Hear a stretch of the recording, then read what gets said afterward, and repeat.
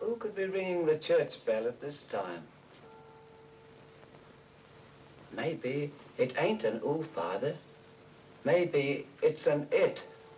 And maybe it's tolling the bell. Oh, there's no such things as ghosts and monsters. Haven't I made that clear to you? Something tore the throats out of Charlie Rousseau's sheep, and that something didn't leave any tracks. Andy Trent here saw a weird glow moving across the marshes last night. And this morning, he found 2 of his sheep dead. Their throats torn open. Maybe the same thing that killed Andy's sheep is tolling the bell. I was on my way just now to deliver a special letter at Penrose Manor when a strange light appeared on the road before me, then moved quickly across the marshes and faded into the mist. I turned the cart around and hurried back here. It's not real. First the light, and now the bell. There's a very sound and logical reason for the bell tolling at this time, and I'm going to find out what it is. You can drive me to the church pots. The letter can wait. No hurry.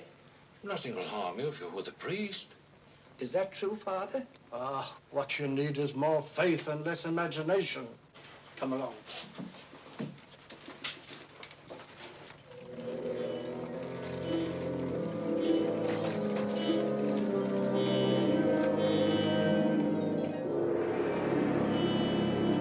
I'd better deliver that letter to the manor. I'm sure it's important.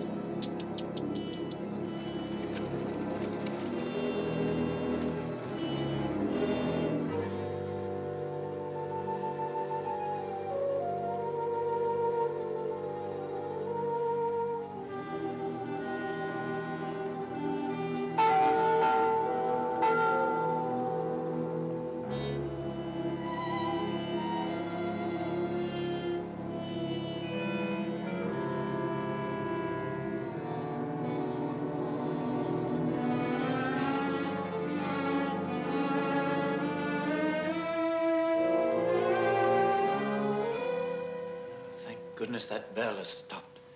Odd, it's tolling at this time of night. I don't like it. What with this phantom roaming the marshes? I saw it again tonight. Who would that be?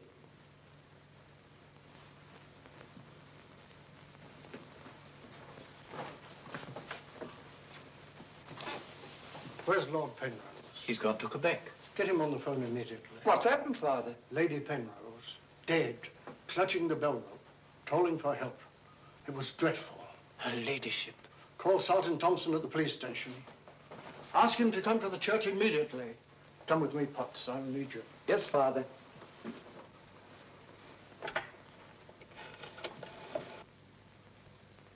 Operator, put me through to Quebec. Lord William Penrose. Yes, he's addressing a meeting of the Royal Canadian Occult Society at a Quebec hotel. It's urgent, sir. Page? Yes, sir? Lord Penrose. Lamont Rouge is on the telephone. It's urgent. It's in the golf room. Yes, sir.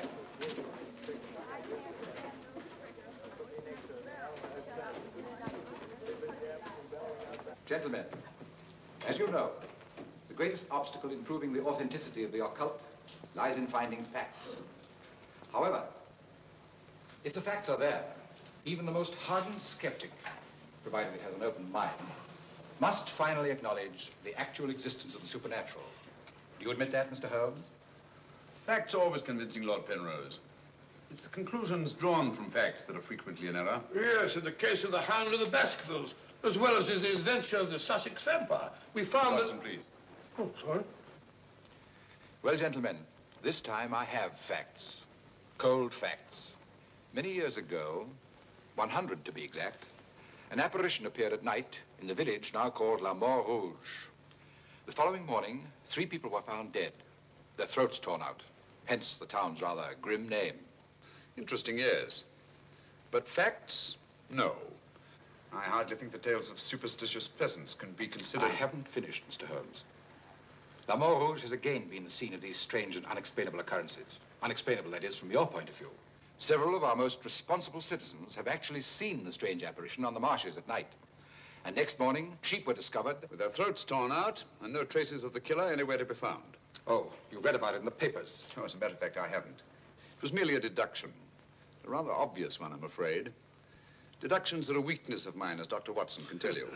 Would you believe it? Holmes could... Well, those are facts, Mr. Holmes. Ignore them if you can. But it's very urgent, sir. Okay, well, go ahead. Thank you. I never ignore facts, Lord Penrose.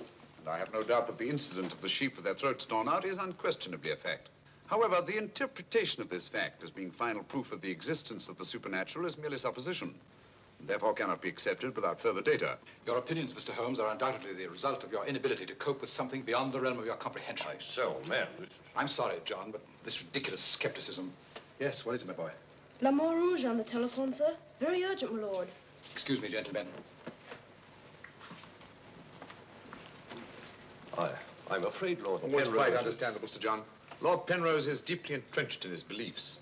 That's his privilege. Oh, hang it all, Holmes, the fellow was positively rude. Well, shall we see a little overwrought, Watson?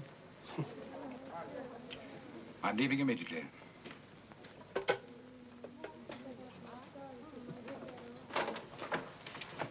Order my card, Watson. Hurry. Yes, sir?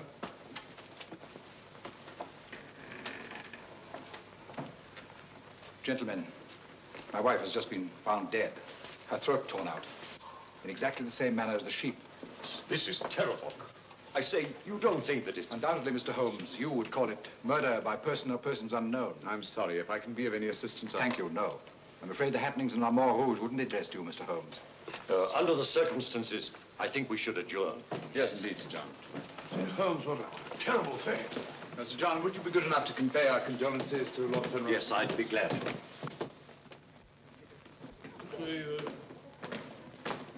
Can't we get something to eat before we leave? We don't often get food like you do here. Don't you ever think of anything else besides your stomach? No, not often. I gotta get a paper. Morning. Good morning, sir. I imagine you'll be glad to get back to London, Mr. Holmes. Yes, indeed. Oh, by the way, there's a letter for you, sir. Thank you. Oh, here's something about Lady Penrose. She was found in the church with her throat horribly cut. Evidently dragged herself from the marshes nearby and tried to summon help with a bell rope. What's it? What is it, Holmes? Listen to this, Watson. Huh? My dear Mr. Holmes, I've every reason to believe my life is in danger. Yet, if you were to ask me how I know, I couldn't give you a logical answer. There is nothing tangible, yet like a Terrible premonition. It is all so frightfully real. I heard of your being in Quebec, and I'm turning to you, a stranger, and asking your help in the frantic hope that you'll not fail me. Oh, who's it from? It's signed Lillian Penrose. Lady Penrose? A letter from the dead woman? Well, what's it mean, Holmes? I should say that Lady Penrose lived in fear of her life. Some secret hidden in her past, in all probability. Oh, perhaps it isn't as simple as that.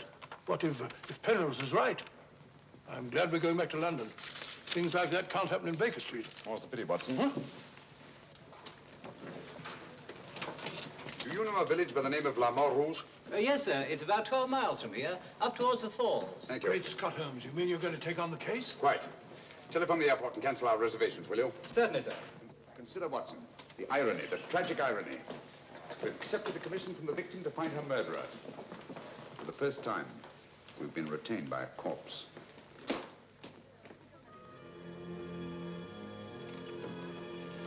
Doesn't seem to be a bell. Never mind, come along. Do you think we should?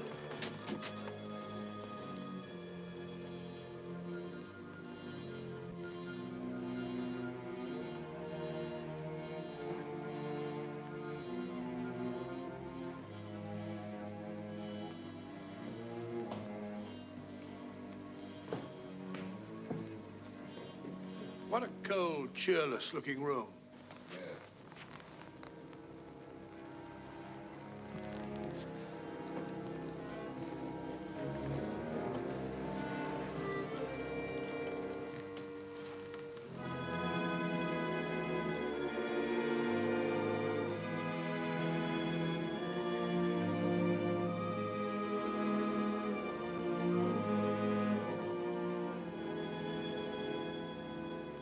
What do you want?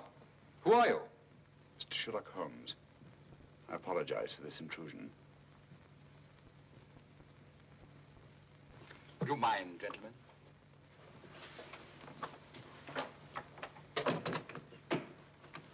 Mr. Holmes, is it your custom to burst into people's houses without ringing the bell? We couldn't find the bell, sir. If you've come here to use the death of my wife to prove your theories, I must ask you to leave. Penrose, I received this letter from Lady Penrose this morning.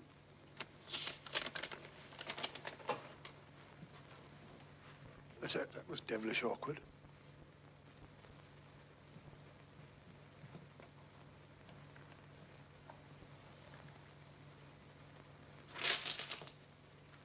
I'm afraid you're a little late, Mr. Holmes. My wife's dead. And I've come here to find her murderer. You might have saved yourself the trouble. I'm convinced that the solution of this horrible deed lies in an understanding of psychic phenomena. Although I don't expect you to admit that, Mr. Holmes. I assure you, Penrose, I neither believe nor disbelieve in anything, including psychic phenomena. If I could just see Lady Penrose, it might help dispel much of the mystery that surrounds these happenings in La Rouge. Drake! Why don't you answer the blasted thing?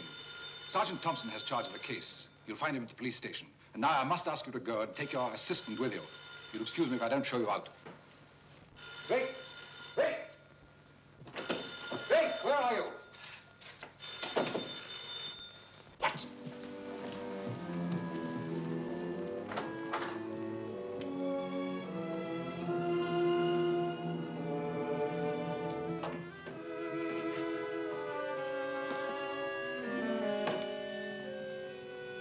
Holmes, I've seen her before.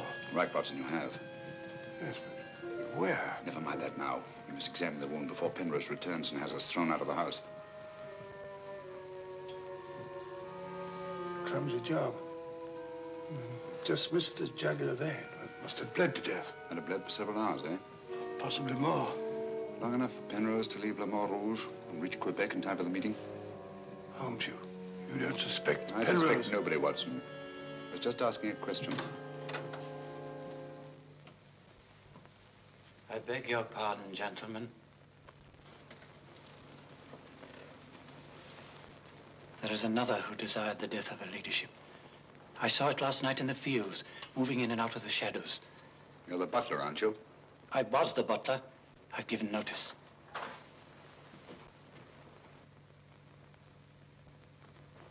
Drake! Get out. Get out of this.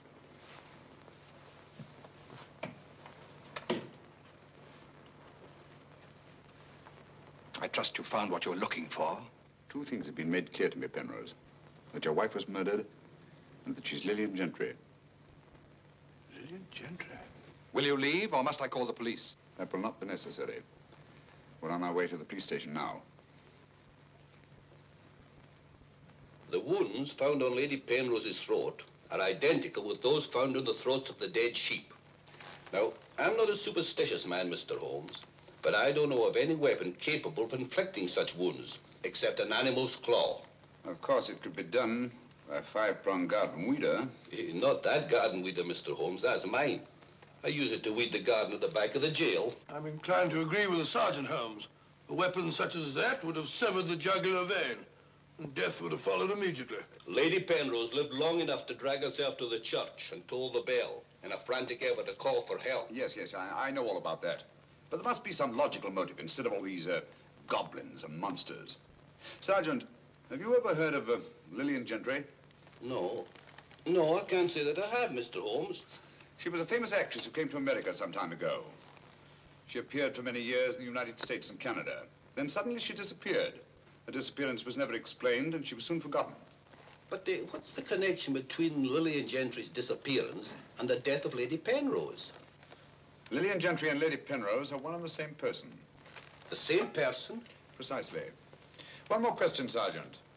Do your files show anyone with a prison record living in La Montrouge Rouge? No, Mr. Holmes. The only person having any connection with a prison is Emile Journet. He came here 2 years ago with his daughter and bought the hotel. He was a guard at Talon Prison. Thank you, Sergeant. I hear there are a lot of prairie chicken in these parts. I'd like to have a bag of them someday. I think that can be arranged, though. Yes, we can stop over at the farmyard and you can shoot all the chickens you want. That's all very funny, Holmes. Here you are, old fellow. We're going to engage rooms at Monsieur Journet's hotel. Landlord! I say landlord! Place seems deserted. Won't be for long if you bellow like that. Landlord! Oh, sorry, Holmes. Got to try and make summer. Yes, monsieur? My dear, have you got a room for us?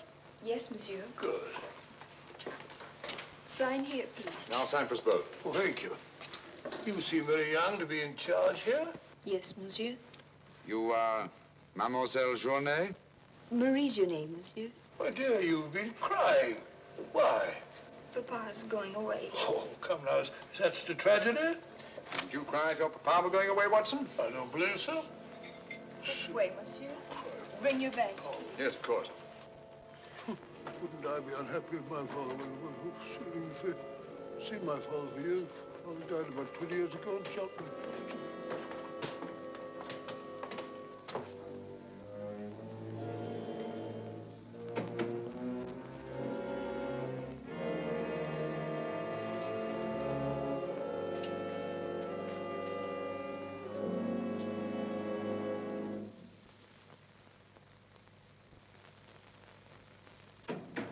Some talk of Alexander, some of Hercules, of Hector and Lysander, such great names as these. Bills. That's the way it goes, Emile. It costs money to be born, and it costs money to die. Do you know who that was in the car? It was Sherlock Holmes. He's here now. What do you think he'll find? Ghosts and monsters. What else is there for him to find? There's nothing. I don't know. You're afraid, Emile? Of course I am, and so are you. Who isn't? Why should Sherlock Holmes come here? To investigate the death of Lady Penrose. What else? I'm afraid Mr. Holmes will return to London a sadder, but a wiser man. Why'd you say that? Well, you can't arrest ghosts and monsters, can you now? Well, I'm on my way. The mail must be delivered. Some talk of Hercules, some of Hercules. That's better. This room gives me the creeps. It is very seldom used, monsieur. It isn't often that strangers come to Le Montrouge, and when they do, they never stay. I can't say that I blame them. Will your father be away for long? I don't know, monsieur. When is he leaving? I don't know. Marie! If you need anything, just ring, monsieur. That girl's frightened, Holmes. Obviously. She made the mistake of telling us that her father was leaving. Huh? You don't think that Journet... Suppose we have a little talk to Monsieur Journet. It might prove illuminating. Didn't I tell you not to answer any questions? Yes. Didn't I tell you to keep a silent tongue in your mouth? Yes, Papa. So you told them I was going away? Yes, Papa. I'll teach you to keep your mouth shut. Monsieur Journet, just why are you leaving La Mort Rouge at this particular time? I'm not leaving. What gave you the idea that I was? Your daughter? My daughter's mistaken. I merely said that I would like to go away. I've just been teaching her the difference. Yes, so I observed. I can't say that I approve of your method, sir. I'll ask you to mind your own business. Run along, dear. Oh, there, my dear. Disgraceful, hitting a child. Monsieur Journet is quite right. It's none of our business. Monsieur Journet, what do you know of the death of Lady Penrose? Only what everyone in the village knows, that she was killed by the monster. You've seen this monster? No, but who else could have done this terrible thing? Sheep have been killed, their throats torn out. You were a jailer at Talon Prison, weren't you? Oh, yes, monsieur. Why did you decide to come to La Mort Rouge? Well, I always wanted to own a hotel, and I heard this one was for sale, so I bought it. That was 2 years ago. Yes. I believe it was about the time the monster made his reappearance, wasn't it? Do you suspect me of being the monster, Mr. Holmes? No. I was just remarking a coincidence. I thought you didn't believe in those things, Holmes. Quite right, Watson, I don't. At least, not in the supernatural variety. Not the werewolf who bites into his victim's throat with his teeth. But, a monster who uses for his weapon of death a 5-pronged garden weeder, yes, that's a little more in my line. I don't know what you mean. I mean that this monster's been recreated and used as a screen behind which to commit a horrible crime. Whoever did it felt certain that no suspicion could possibly fall on him. But my unexpected arrival upset his plans. Very possibly he became frightened, decided to run away. You're right, monsieur. I was running away. But not for the reason you think, but in fear of my life. And who would want to kill you? I don't know. It's like some terrible premonition. But it's so real. The very word, it's in Lady Penrose's letter. Yes. That still doesn't explain this garden weeder. I swear to you, I know nothing about its being here. Haven't we better send for that fellow, Sergeant Thompson? No, Watson, that won't be necessary. Monsieur Journet knows as well as we do that you can't run away from yourself. Oh, would you be so good as to return this to Sergeant Thompson, monsieur? I took it away quite by accident.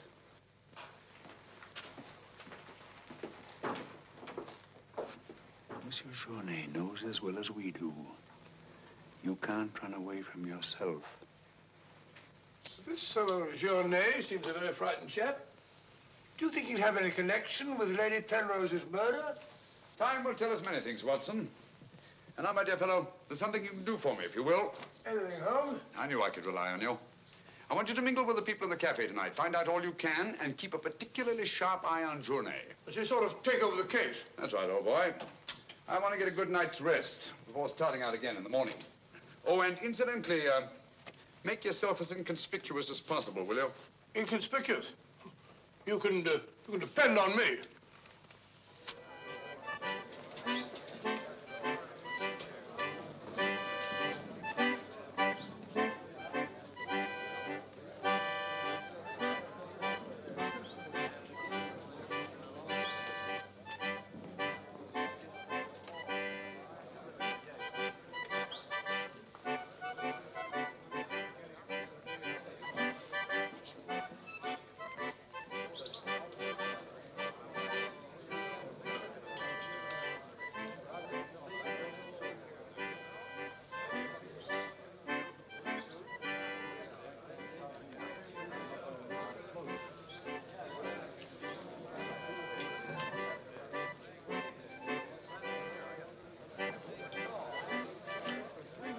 Thank you, my dear.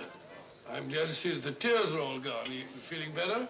Thanks to you and Mr. Holmes, Papa's not going away. Not going away? Oh, good.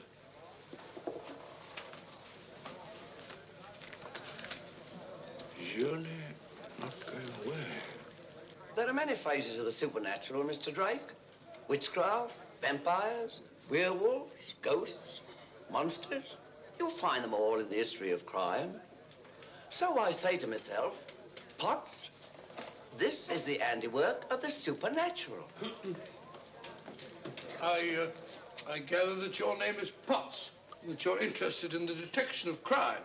Allow me to introduce myself. My name's Watson, Dr. Watson of 221B Baker Street, London, England. How do you do, sir? Here's the crime. Bigger and better crime. I deduce, my good man, that you're somewhat drunk. Yeah.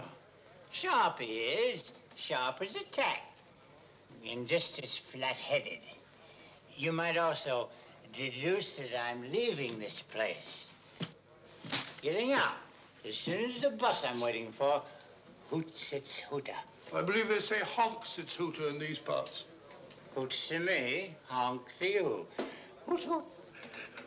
My dear fellow, I don't care two hoots whether it's hoot or honk. Oh, that's my bus, gentlemen. I just heard it hoot its hooter distinctly. If you solve this case, let me know. Personally, I'm betting on the monster. You take my advice, Patsy. Get out of this place before they find you with your throat cut.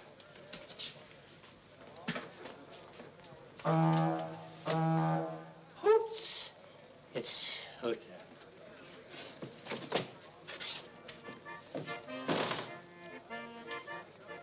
Nervous? Well, the thought of having your throat torn out by some monster isn't likely to make you very gay, Dr. Watson. No, indeed. Some of Monsieur Journet's excellent wine will soon remedy that. Marie, would you bring a bottle of this excellent wine for my friend here? Yes, monsieur. Mr. Potts, as a student of the occult, supposing you give me your theory of this murder. You like this wine? Oh, but Dr. Watson, I never drink anything stronger than milk. Teetotaler? No, hiccups. Every time I drink alcohol, I have hiccups. Sorry.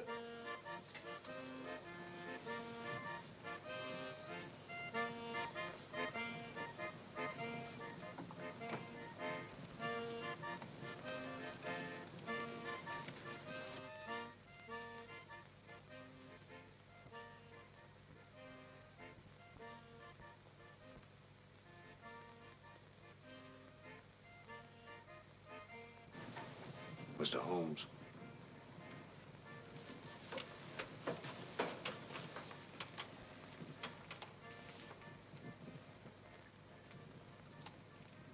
Mr. Holmes.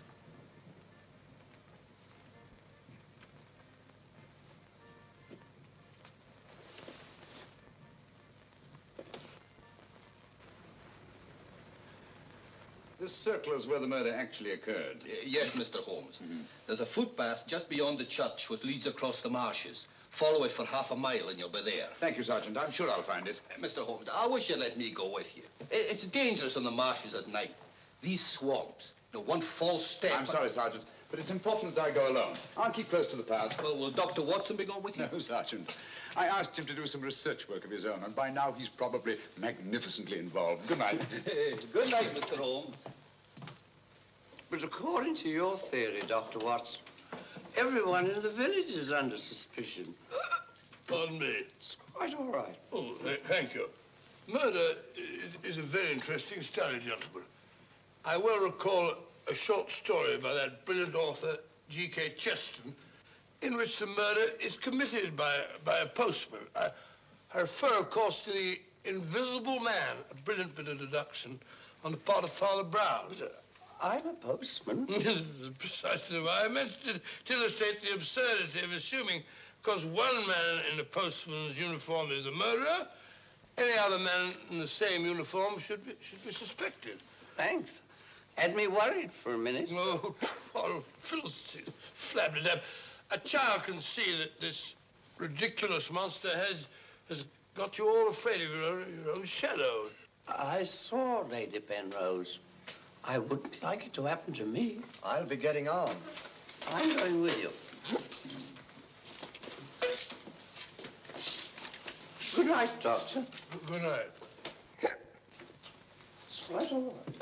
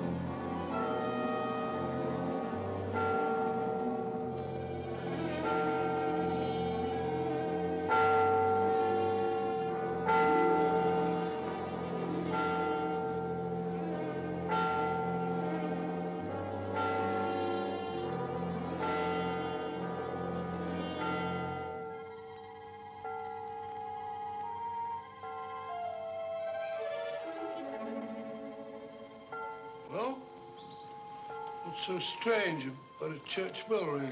It rang the same time last night.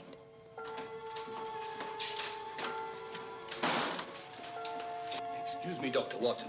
Can you tell me if Mr. Holmes is armed? Armed, my dear fellow? Why should he be? He's gone to bed. You're wrong, Doctor. He went out in the marshes alone. I tried to go with him, but he refused. But great Scott, if he runs into this monster and he's by himself, he'll get killed.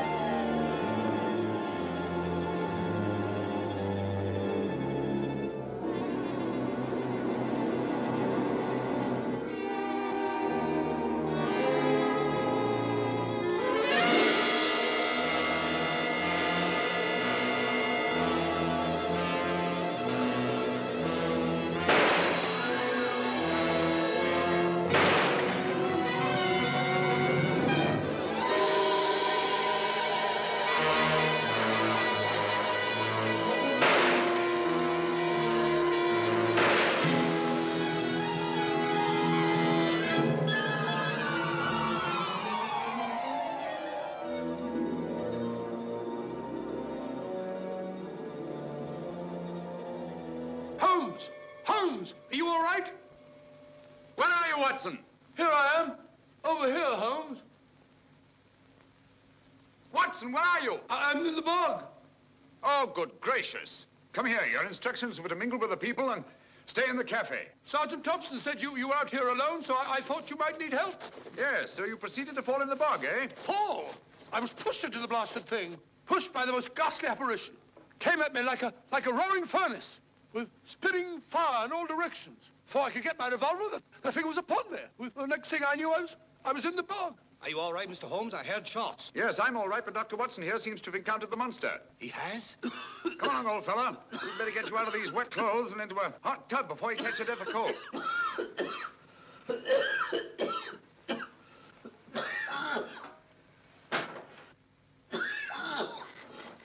Yeah, you've had enough of that. Drink this. You'll be as fit as a fiddle in the morning. Sorry you had such a bad time. I got a right to share your dangers. Thanks, old fellow. You know, I wasn't sure the villagers weren't right. And if it did turn out to be some sort of supernatural monster, well, why should I involve you? Rubbish. However, I did learn something. I can now state positively that our antagonist is not a phantom. But the thing actually spat flames at me. Oh, just a figment of your imagination. The murderer knew I was out on the marshes, and obviously wanted to frighten me. You frightened me, all right. How do you manage the flames? Merely clothing, treated with phosphorus. When the murderer fled, his shirt caught on a tree, and this piece of cloth was torn off. Come in. I'd like a few words with you, Mr. Holmes. I'll come directly to the point. Hello? What happened to your assistant? I'm not his assistant. If you must know, I was pushed into a boggy hole on the marsh. Pushed? By whom? I don't know. Spat fire at me. My good sir, in spite of Mr. Holmes's theories to the contrary, things have been seen and heard on those marshes that cannot be explained away by the use of logic. If I were you, I'd keep away from them. I'm not so sure. Holmes found... Penrose, for the first time in my long pursuit of crime, I confess that I find myself baffled. I'm a detective. I need tangible clues. And up to now, I admit, I found none. And you won't. I advise you to leave La Mort Rouge. Tonight, you escaped with your life. Next time, you may not be so fortunate. Thank you for your considerate advice, Lord Penrose. Good night, sir. Excuse me. Oh, good night. I don't like this fellow, Holmes. Why do you think he came here? He wanted to find out if we discovered anything. He seemed very pleased when I told him we hadn't. Now, Watson, there are one or two questions I want to ask Sergeant Thompson. You stay here. I have a vitally important job for you. Anything, Holmes? What do you want me to do? Go to bed. Yes, it's cotton fabric. Yeah, take a look. That discoloration, the purple ink must have been spelt on it. Possibly. I should say this cloth was red with blue lines. Probably large checks. Yes, it seems to have been laundered a good many times. The blue lines are almost completely erased. Yes, you can scarcely see them. It's good fabric, well woven with a solid base. Hello, Bill. Hello, Sergeant. Your phone call must have been important to bring me over this time of the night. It was. This is Mr. Sherlock Holmes. He wants to ask you a few questions. This is Mr. Taylor, the storekeeper, Mr. Holmes. Oh, good evening, Mr. Taylor. Good evening, sir. Have you any shirts of this design? The squares are red and the lines blue. Yes, I have. Can you remember to whom you sold them? I can. I keep them in stock specially for Judge Brisson. He won't have anything else. Judge Brisson, who's he? A retired magistrate. He's a cripple, lives alone with his housekeeper. Have you sold any of these shirts to anyone else? No, sir. They're too expensive for the village and the boatmen. This is the finest material, imported. You say Judge Brisson's a cripple?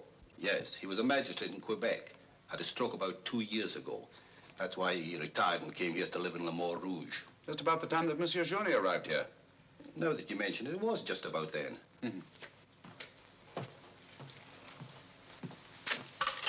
Hello, operator?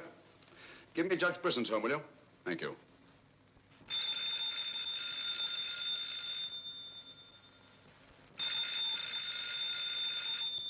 Nora. Let it ring. Haven't I told you not to answer the phone at night? Yes, sir. Well, then obey my orders. Yes, sir.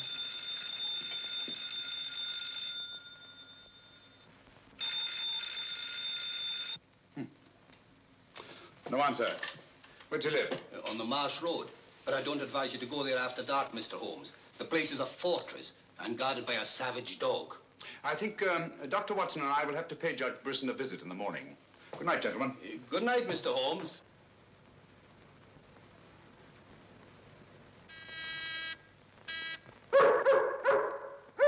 Two locks on the door. One of them new. Yes, I should say that Lady Penrose's death had increased Judge Brisson's terror. Don't like the sound of that dog. No, sounds hungry. Possibly ravenous. Couldn't we come back after he's had his breakfast? I'm sorry, Watson. Our business won't wait. Oh, stop now. Yes, Watson.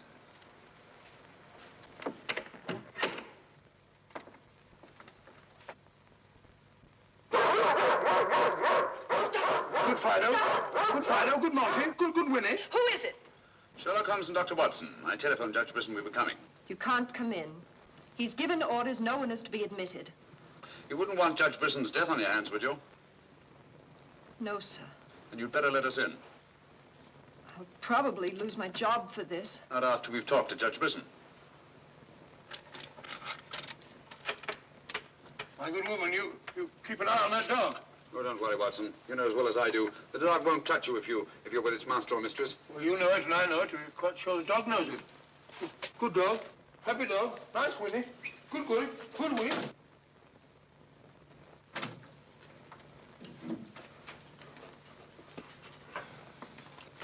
Let me warn you, I'm armed.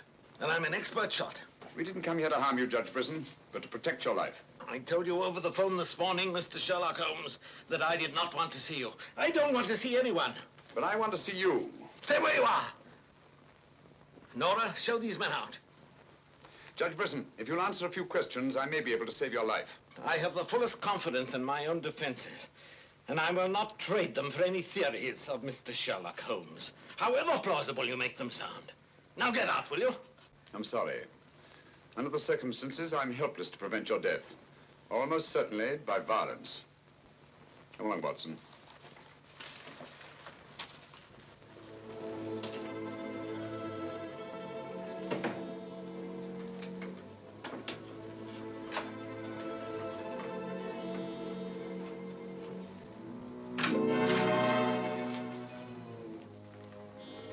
Pardon me. May I trouble you with that envelope? I must have dropped it.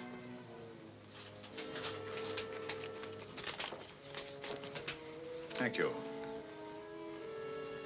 You're a very clever man, Mr. Holmes. A crude device, Judge Brisson. But it's confirmed my suspicions that you're not the cripple you pretend to be. I'm sorry.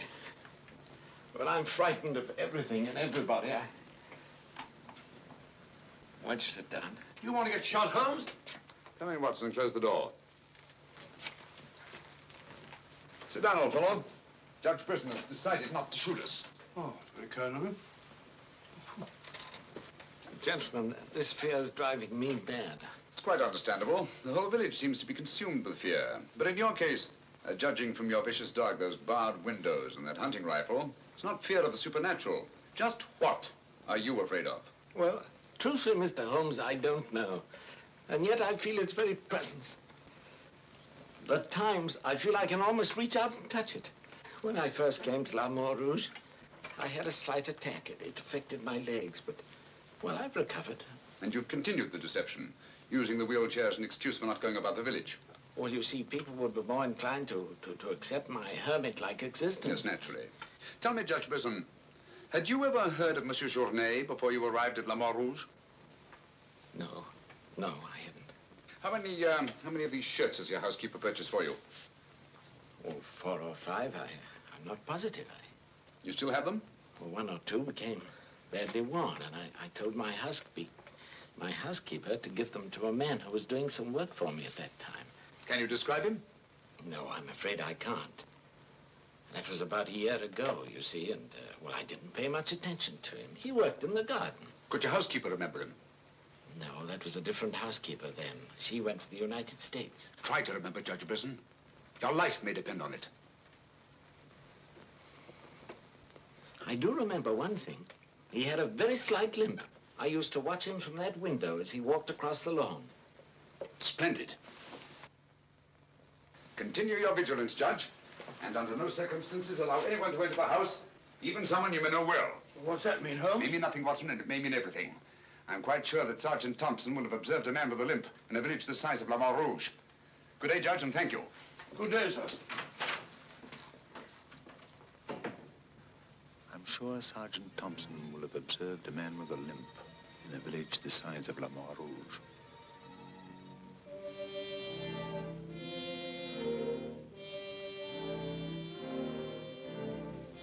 This is what's left of the Delaport Hotel, Mr. Holmes.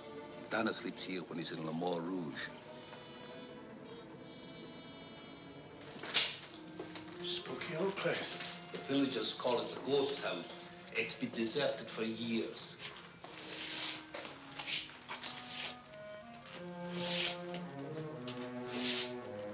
He walks with a limp. A left foot, I think. To the trained ear, Sergeant, footsteps have a characteristic rhythm as identifiable as fingerprints.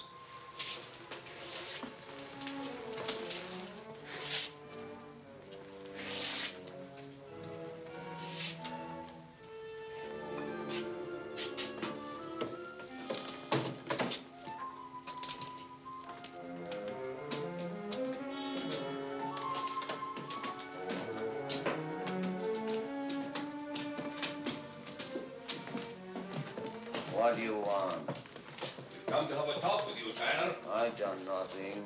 Then you won't mind answering a few questions. What do you want to know? Tell me, Tanner, where were you 2 nights ago? Down the river. And last night?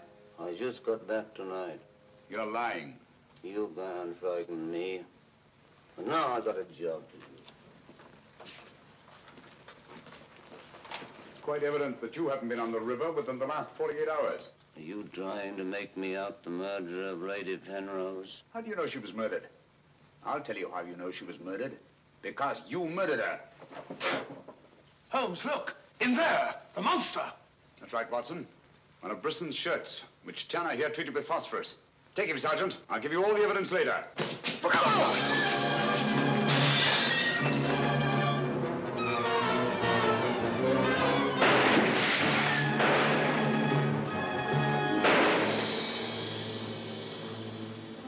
You got him, Sergeant. I'm sure of it.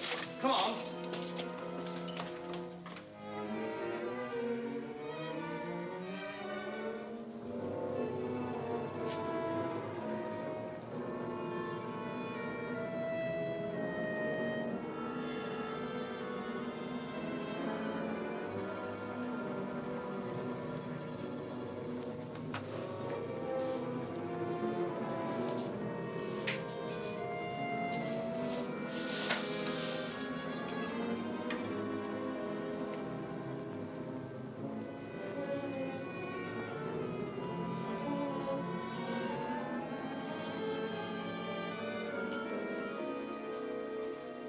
I see no reason why we shouldn't leave for home tomorrow. So much for tomorrow. But for tonight, what do you make of this, Watson? I found it in Tanner's room. Just a photograph? That's right, old boy, just a photograph. You notice anything else about it? Part of it's missing. Bravo, Watson. Now, if we can find the missing half, notice the discoloration of the torn edge, faded signature. The upper half was torn off sometime within the last year, I should say. Well, why all this fuss about an old photograph? Watson, have you ever stopped to think that the science of detection is very much like stringing a handful of beads? I can't say I have. Well, it is. And in this particular case, you might say that I have 5 beads. Journée, Brisson, Tanner, Lord and Lady Penrose. So far, I haven't had any thread to string them together. This, gentlemen, is our thread. And I think I shall start with Lady Penrose. But Lady Penrose is dead. The dead can tell us many things, Sergeant. You and Dr. Watson remain here at the hotel. I'll meet you later. I'm sure you got Tanner, Sergeant. But Mr. Holmes is never satisfied with a dead criminal. He has to sit in on the post-mortem. Come along. Let's go downstairs and celebrate the death of the monster. That's a good idea, Doctor.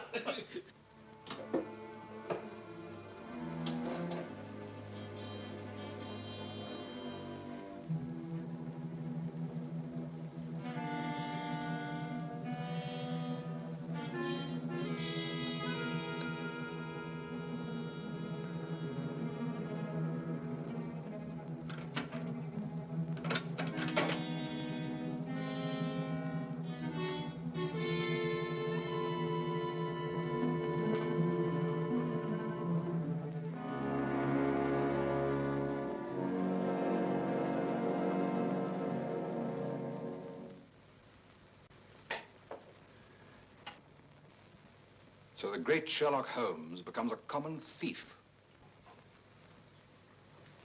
You realize, of course, that I might have shot you. I knew that you'd refuse to see me, so naturally I had to take that chance. Tell me, who is Alistair Ramson? What has he to do with your being here? Perhaps this will explain. Found the lower half in a room occupied by a boatman named Tanner. The upper half was in Lady Penrose's safety box. Alistair Ramson murdered a fellow actor in my wife's company. He was sentenced to life imprisonment. The whole thing was a great shock to her. So she retired from the stage and you married her shortly after? Yes. Where and when was this murder committed? In Quebec, 5 years ago. Ramson was shot 3 years later trying to escape from Talon prison. His body disappeared in the St. Lawrence. Was it ever recovered? I don't believe so. Penrose, Alistair Ramson and Tanner are one and the same person. What? It was he who sent the upper half of that photograph to your wife as a warning. What could my wife have in common with a murderer? Yet he killed her. He killed her? Yes. The monster was none other than Tanner himself. We found a shirt impregnated with phosphorus in his room.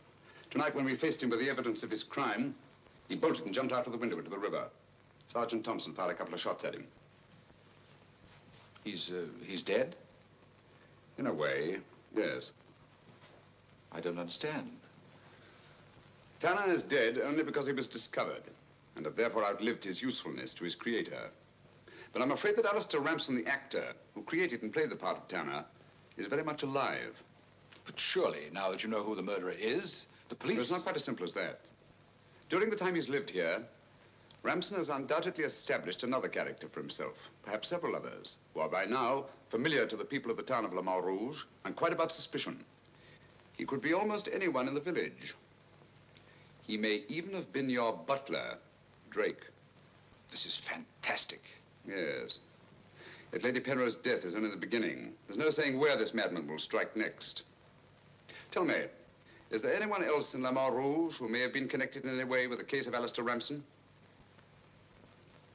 Judge Brisson was the magistrate who tried and sentenced him.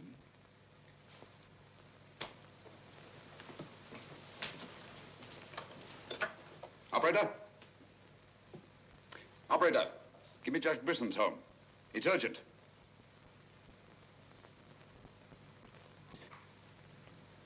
Judge Brisson, this is Sherlock Holmes. Oh, yes, Mr. Holmes. Oh, I'm quite all right, thank you. I've chained up the dog, as you asked. As I asked? I haven't telephoned you before. Somebody's obviously imitated my voice in order to gain access to the house. Certainly, Mr. Holmes. I'll lock all the doors and await your arrival. Yes.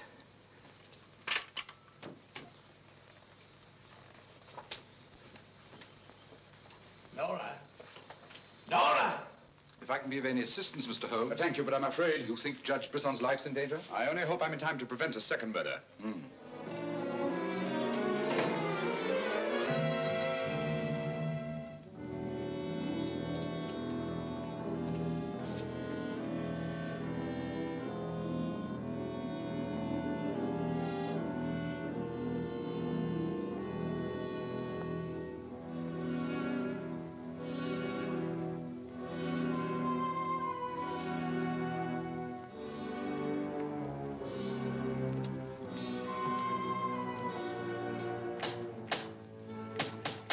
That's Mr. Holmes. Show him in.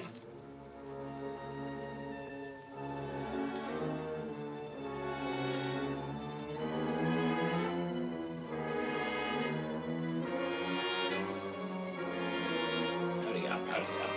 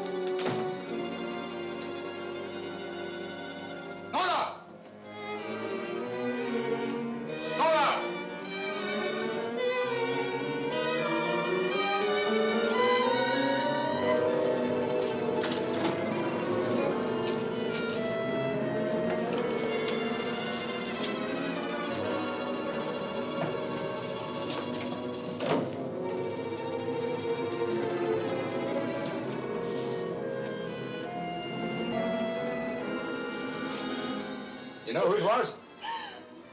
I don't know. I don't know.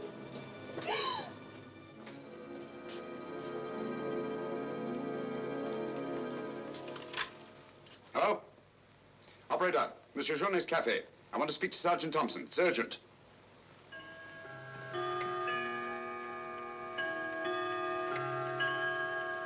Sergeant Thompson, this is Sherlock Holmes. I'm at Judge Brisson's. He's been murdered. Judge Brisson's been murdered. Judge Brisson? The murderer gained access to the house, gagged and bound the housekeeper, then disguised as Nora, murdered Judge Brisson. I'm returning to the old Delaporte Hotel on the chance that he'll go there to change his clothes and assume another disguise. Ask Dr. Watson to meet me there as quickly as he can, will you? You'd better come here at once and take charge. Right.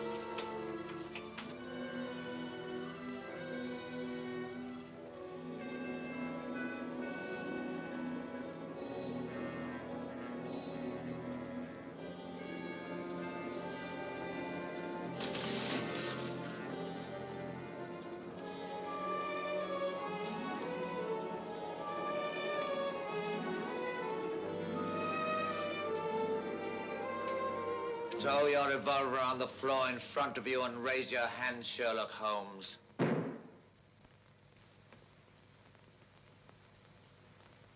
I should have thought you would have felt more at home in the spotlight. I see you finally identified me. Jack Tanner and Nora the housekeeper were brilliant. You should really take a bow.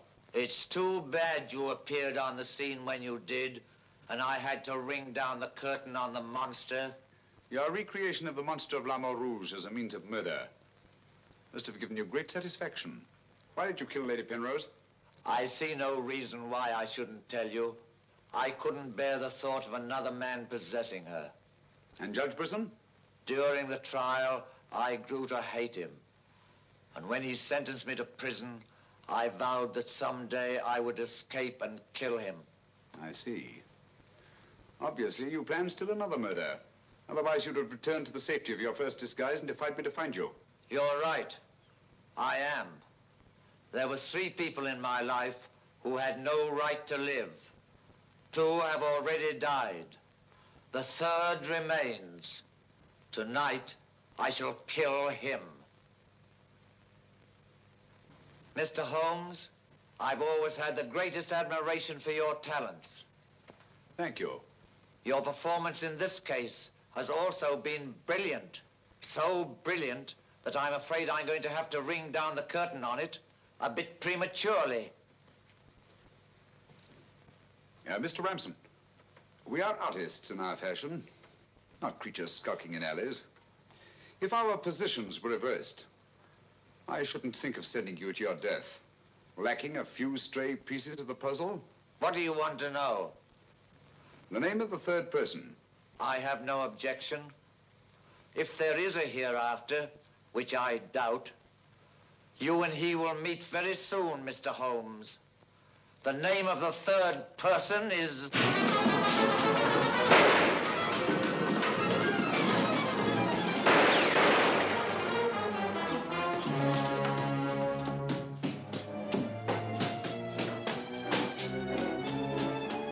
Coming, Holmes!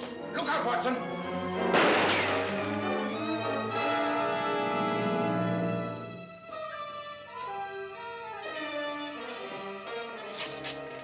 All right, Watson. Where is he, Holmes? He's gone. Thank heavens you're safe. Thank heaven you came and you did. There it is, Watson. Got it.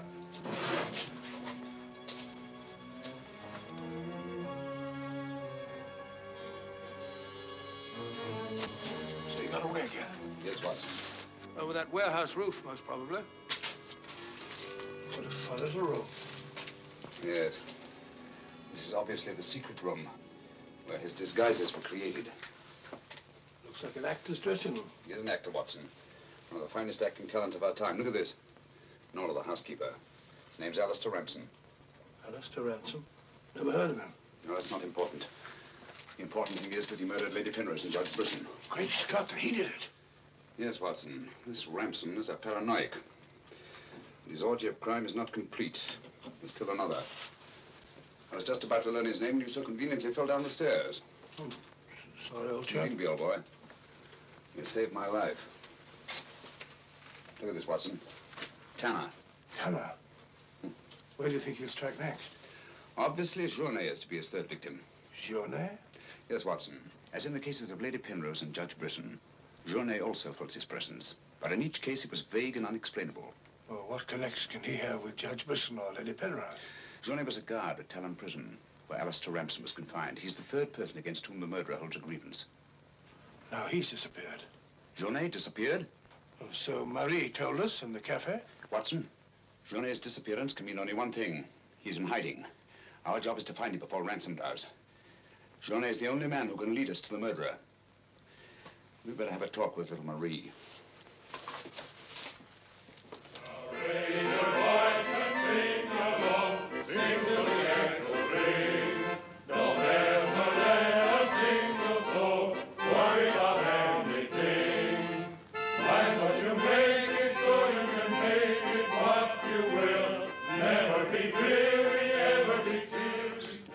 Potts, have you seen Marie?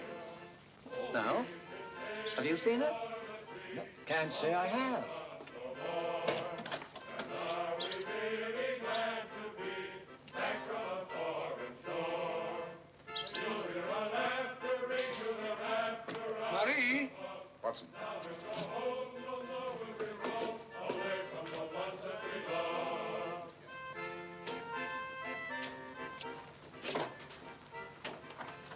What is it, Holmes?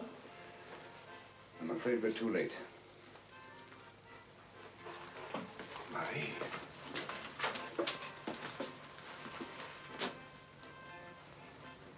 Don't touch anything, Watson. Murdered in exactly the same way as Judge Brisson and Lady Penrose. Poor innocent little child. I should have prevented this. Nonsense, my dear chap. You did everything possible. How on earth could you have prevented it? The child's death is a tragedy, of course. I see exactly what happened. She was standing here by the desk, and the murderer came in by that door. He came in through that door, but Marie was not in the room. She alone, of all people in the cafe, saw Ramson enter this office. It was someone she knew well. Someone who might have a message from her father. So she followed him here. And when she refused to tell him where her father had gone, he killed her. Ramson already knew that Johnny had disappeared, but he didn't know where. When he questioned her, she became suspicious, and it was then that he killed her. Telephone Sergeant Thompson, will you? He's at Judge Brisson's. Ask him to come here at once. And see that no one leaves the cafe until he gets here. The murderer may be among them.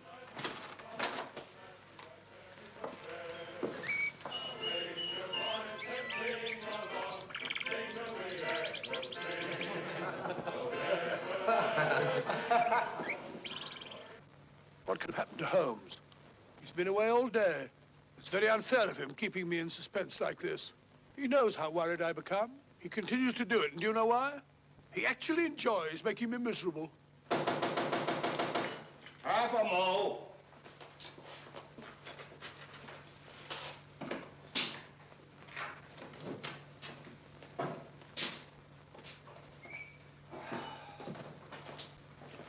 No good, Watson. It won't work. What won't work? I've been to every place where Journey could possibly be in hiding. That's where you've been all day. Yes, Watson, and I must admit that I'm completely baffled. We've got to find Journey before it's too late. But how?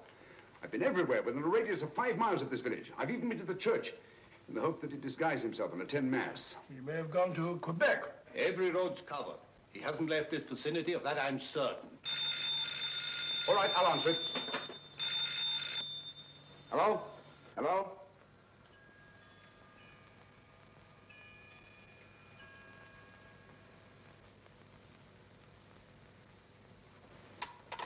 Who was it, Holmes? Watson, get your hat and coat. You're very rude, Holmes. You leave me all day long with that very dull inspector. I ask you a perfect polite question. All you say is, Watson, get your hat and coat. We're going to find Journey. Sergeant, you wait here till I call. Watson, do this. Watson, do that. Watson, get your hat and coat. Watson, do that. Watson, do that.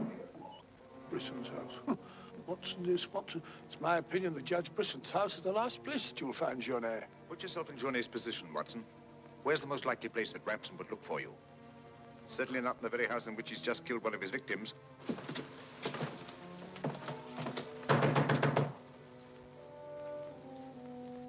Journey! Journey! It's Sherlock Holmes and Dr. Watson.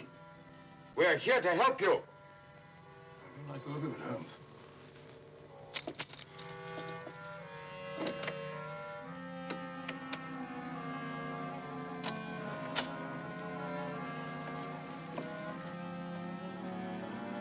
Holmes! Holmes! Where are you? Here I am, Watson.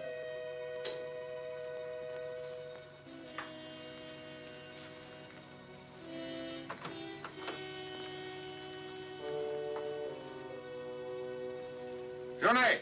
What do you want? We've come to help you.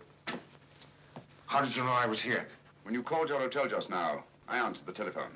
The chimes of Brisson's clock here merely confirmed what I already knew. You must return with me to the cafe at once. I'm not leaving this house. The murderer's waiting out there in the marshes to kill me the moment I leave here. Naturally, but first he must have the opportunity. If you return to the cafe, he'll have that opportunity. It's the only way we have to apprehend the murderer. What if I refuse? Journey, what I have to say to you is not going to be easy. Marie... What? Murdered. Now you know why you must return. This fiend must be brought to justice. Justice? This monster kills my poor innocent child, and you talk of bringing him to justice. Will that compensate me for the death of Marie? If it's the last thing I do, I'll kill him with my own hands. You can't take the law into your own hands. Once you've returned to the hotel, he'll make an attempt on your life. Then we'll get him. How will we know who he is? We already know. It's his disguise that we haven't penetrated. Who is he? Alistair Ramson. Recognize the name? He attempted to escape from Talon prison when I was a guard there. Journey, if you don't want to remain in hiding for the rest of your life, you must return to the hotel and help me to put an end to this monster for all time. Come. Let's go. Good. Put an end to him. How are you going to do that, Holmes? I'll tell you both about it on the way to the hotel. So you're really leaving, Doctor? Yes, Sergeant. Gentlemen, Mr. Sherlock Holmes and I are leaving immediately for London. It's extremely regrettable that the murderer has escaped us, but all our cases cannot be crowned with success. I'm extremely sorry, gentlemen. Have you no idea where this fiend has gone? Mr. Holmes is of the opinion that he's escaped across the border to the United States.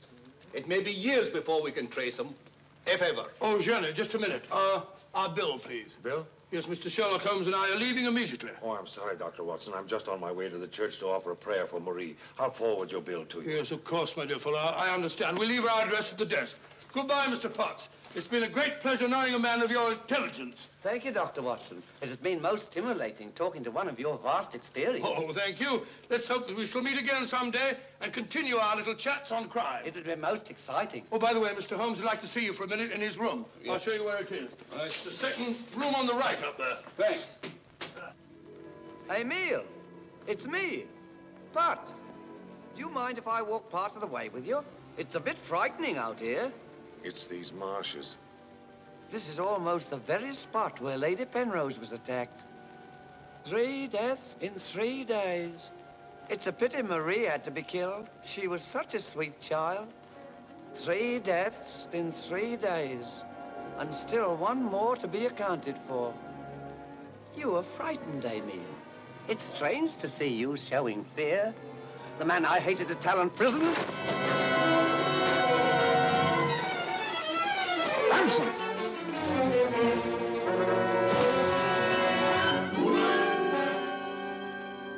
Sherlock Holmes. Yes, Mr. Ramson. So you see the final curtain has not fallen after all. I thought you were on your way to London. Naturally, that's what I wanted you to think.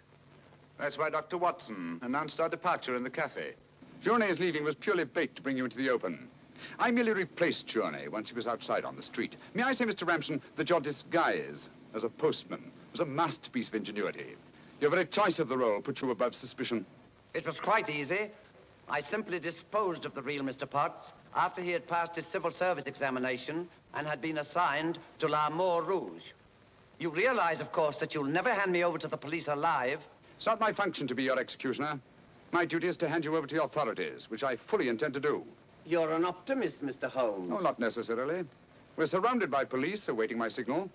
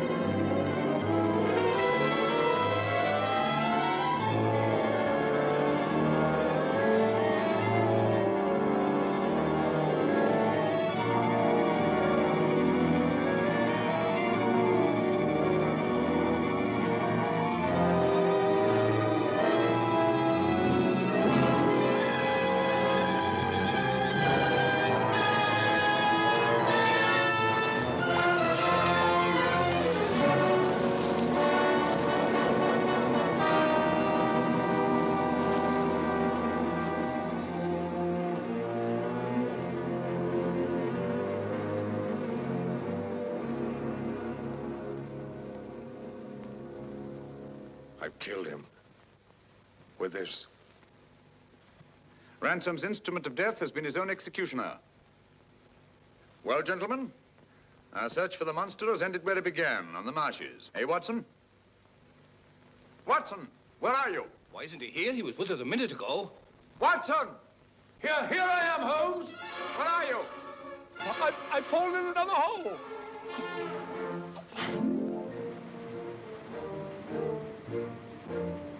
I should like to have seen a bit more of Canada before we sailed, Holmes. So should I, Watson. Canada. The linchpin of the English-speaking world, whose relations of friendly intimacy with the United States on the one hand, and their unswerving fidelity to the British Commonwealth and the motherland on the other. Canada. The link that joins together these great branches of the human family. Churchill say that? Yes, Watson, Churchill.